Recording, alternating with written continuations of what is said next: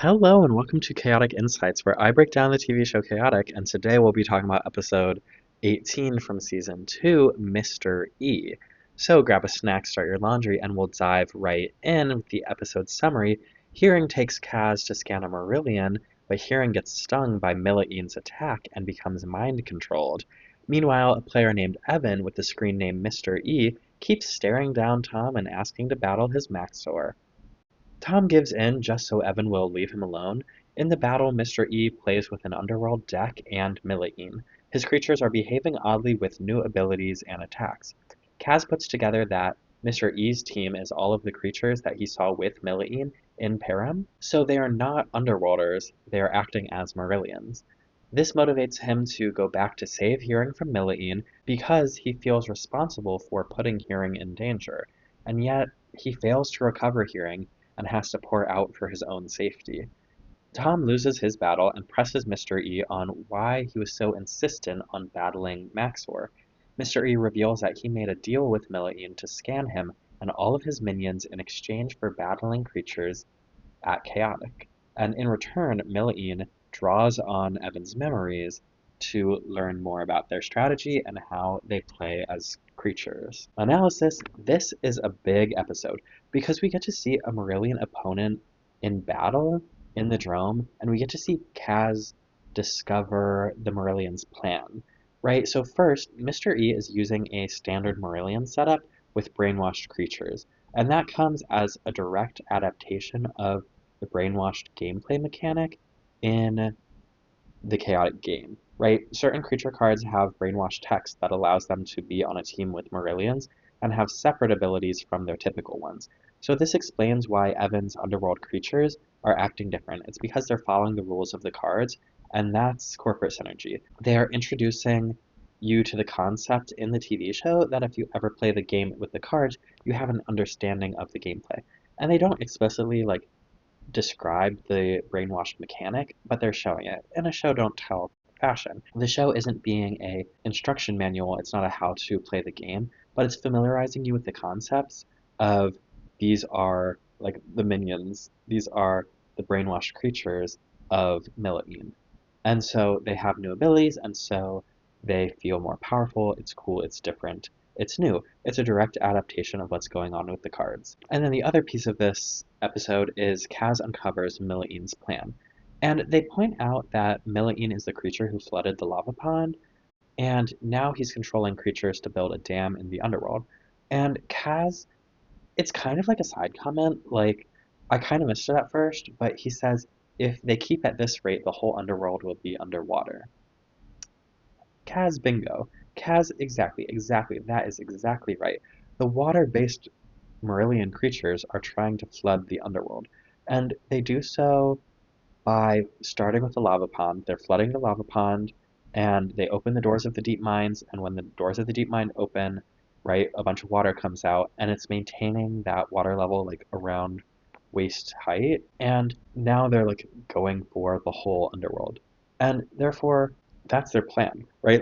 Kaz is uncovering their plan, and it's not explicitly stated the Marillions are going to flood the underworld, but they're dropping these clues of oh, Milaene floods the lava pond off screen, you know, and now they're building a dam. And their aquatic creatures, when we saw Felfor get more powerful in the water in the Betadrome, you know, they're not laying it out for you, but I fear they will. This is they're building the building blocks, and things are happening, and our characters don't fully understand what's happening yet, and because we see chaotic through their eyes, they're not fully explaining it to the audience yet. But also they kind of double down on showing you the rule of three, right? They're showing you that the Marillions are flooding the underworld, and they show them off by the locations in Tom's drone match because, right, they show the doors of the deep mine, new improved, they're open, and it has the water level, right? We saw them flood originally, but we didn't know that that water level was going to stay. So they show us the open doors of the deep mine that are flooded, and they show us the lava pond with the waterfall in it, right? There's not a waterfall in the lava pond, but here now there is, right? It's a new skin of the lava pond with the impact that Melian had, it has the waterfall in it. They're flooding the lava pond. And then they also show the location that Melian is working at, the river where the dam is being built, right? They're showing off these various locations to help like subliminally message to you that this is what the Marillions are doing. And, really once again, we are ramping up this titular Marillion invasion, right? We are in the rising action of this overarching story. And what is one of the key components of rising action? And that would be complications, right? Rising action builds tension, it builds stakes, it introduces complications. Also, that when you reach the climax is more satisfying, right? The rising action like is the story that is happening. And so we're in the story and the complications are present. And this whole episode is like the embodiment of a complication. Hearing a beloved friend of Kaz gets brainwashed, and Tom unknowingly gives information to the Marillions on how to defeat Maxor, right? Both characters here are playing into the Marillions' hand unknowingly, right? They accidentally embolden the Marillions. And the end of this episode is somber, I would say, because neither of our protagonists succeed. Tom loses his match and gives Millian information, and Kaz tries to rescue Hearing, but fails. And so now Hearing is stuck being brainwashed building the dam with like physical labor. And that's not okay. But I am a firm believer that like it is good to see your protagonists fail, and this is a big example of that. Like Hearing feels like a big loss emotionally because we are invested in him as a character. Right? We haven't seen him in a while. It's been since season 2, episode 4, since the last time we really saw him as a creature in Param, and that's what, 14 episodes. But he was introduced way back in season 1, episode 3, right? Hearing has been with us this whole time, and he's a fundamental part of Kaz's experience with the underworld, right? Hearing bringing Kaz on adventures is why so many of the doors has been opened for him, right? If you think about the phobia mask, if you think about Kaz meeting Kaor for the first time, if you think about all of these various adventures that he's gone on, just because, the exchange of Dractyl Stales for adventure has been taking place, but also they have a friendship, right? They're friends. Hearing wouldn't be doing this if he didn't enjoy Kaz's company.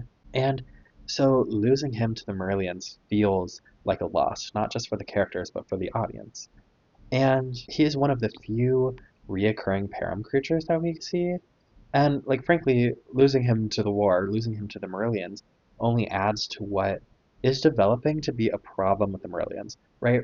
Yes, they're flooding the underworld. They, flooded the lava pond, and now they're building this dam. And brainwashing, what, a couple creatures at this point?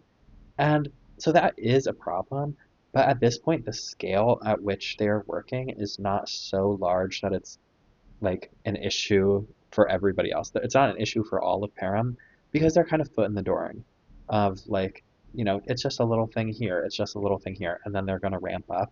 And this is like how it starts to ramp up of like becoming emotionally invested in the creature that has been brainwashed. That ramps it up for the audience, right? And to think like, Kaor likes Hearing. Hearing is one of his spies, is kind of in his inner council, right? Not directly, but like is in that inner circle. And so we're really starting to get somewhere of what the Marillions' plan is here. And there's got to be a theme that you can pull out of this episode somewhere, and that would be like, it's selfish to put your own needs over your friends and like put them in danger. Like it's not worth it to put your friends in danger for your own benefit, or like trusting your gut. Like if something feels off, it probably is. If something feels dangerous, it probably is. But I haven't fully formed that thought yet, so let me know what you think it is. Now, structurally, we do get like a classic A-B plot here, and I would say Kaz is the A plot because we both start and end with a shot of Hearing in this episode, and so like that's really the main through line. And then Tom is the B plot because that's like what happens in between. That's what I would classify it as. And it is nice to see we get a full match from Tom in this episode, which is Like in season 2, they are focusing more on like Param stories than drum matches, and so it's nice to have this moment where we get a full drum match from Tom. Now on to lore.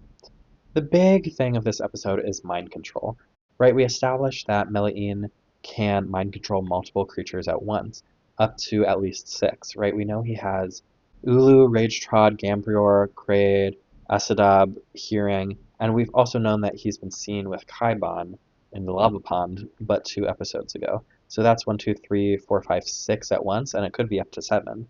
And we also established that Millie's like tuning fork sting attack is one method that can be used to brainwash a creature, and that's how, hearing gets turned, if you will.